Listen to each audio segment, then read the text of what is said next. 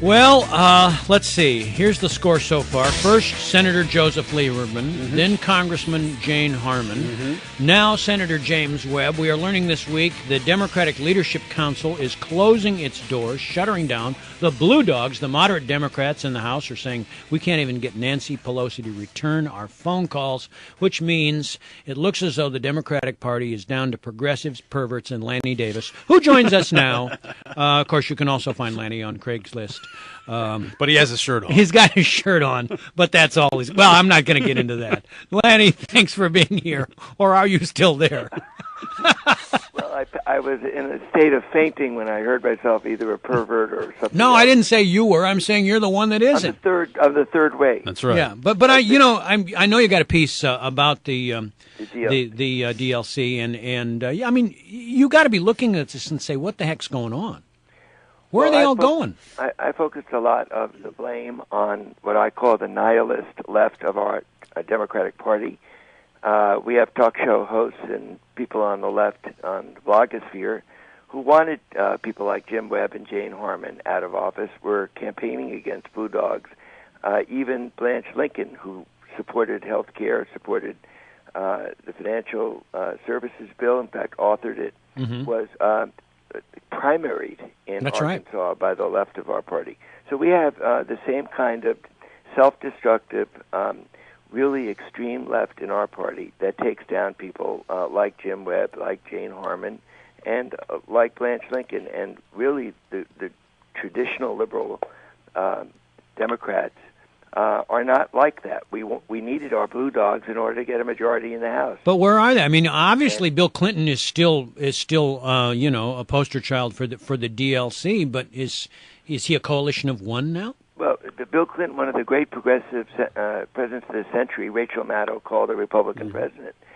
This is what the Democrats are up against. But of course, the Republicans are going through their own arguments with Sarah Palin and Tea Party extremists. So there always is a tug. When you were there, Fred, you were a moderate Republican. I know that you don't like to be called that, but you were.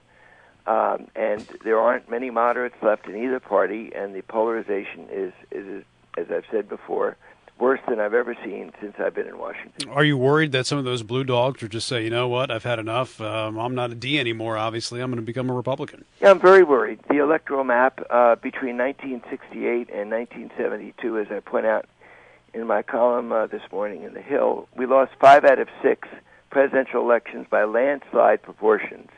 Bill Clinton finally broke the barrier of the electoral map where we are only a West Coast, East Coast party, and he won southern border states, southwestern states.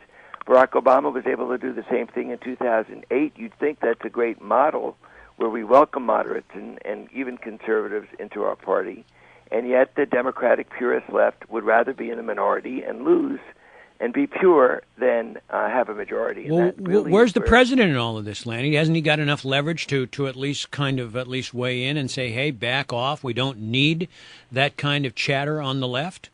Well, I think the president has been in a tug-of-war between placating and throwing red meat to his base and not criticizing them, and then at times he has taken them on quite bravely. And Bob Gibbs certainly took on the left that was criticizing both Obama and Blanche Lincoln and others.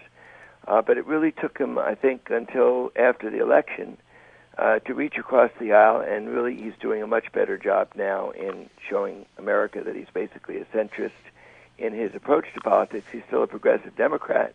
He still believes government's the solution, not the enemy. So we're Democrats for a reason. We don't need 2 Republican parties. But we need to reduce the partisanship, and I think Jim Webb's retirement and the end of the DLC especially, which revolutionized the Democratic Party, gave us a way of appealing to middle-class moderates, fiscal responsibility, social moderation, and traditional liberalism on the value of government is the hybrid that Bill Clinton invented, which I think Barack Obama has carried on. Conventional wisdom is that Tim Kaine will be the candidates for the Democrats against whoever, if it's George Allen or somebody else for the Republicans. Do you think it's going to be Tim Kaine, or do you think they'll choose someone else? You know, Tim Kaine as governor was exactly the kind of Democrat that the DLC described. And by the way, the DLC in 2003 had a list of 100 stars, And on that list was a state senator from Illinois named Barack Obama. So they sort of called that one. And Tim Kaine also was the kind of Democrat that would have been a DLC Democrat. But then he goes to the DNC, and all you get is this strident, partisan, hyper-partisan rhetoric that is not Tim Kaine. He never controlled his press operation. He never controlled the extreme partisan rhetoric that came out of the DNC that embarrassed me. And I always wondered, is Tim Kaine the party chairman?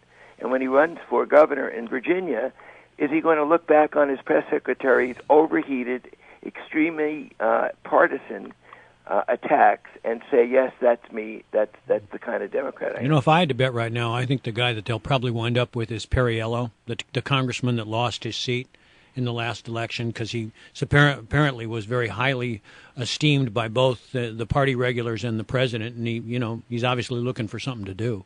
Look, Virginia's a purple state. It can go either red or blue, and you're going to need a Democratic moderate like Jim Webb. Perriello would be a great candidate, and I think Tim Kaine would be a great candidate if he goes back to his roots and gets out of the hyper-partisanship of the Democratic National Committee. I'm reserving judgment till I see him with his shirt off. That's right. And Lanny, don't you think that if you work out and you look as good as Christopher Lee does without a shirt on, then it's okay to, go shirtless? There's something pretty sick in America where within 3 hours of something that's a personal weakness, a personal indiscretion, having nothing to do with public office, that's between himself and his family, that within 3 hours a public career is destroyed. It's not between himself and his family. It's on Craigslist. Well, that's why we're talking about it.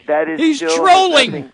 That has nothing to do with his performance in public office. And, I'm pretty consistent on this theme, whether it's Republicans or Democrats. The American people get it.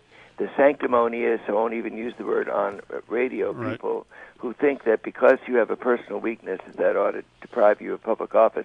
Let the people of his district decide. And I think the people of his district would have voted him back in and forgiven him. Ooh, I don't know about that, but we'll leave it at that. Thank you, Lanny, as always. We'll talk to you soon. Lanny Davis here.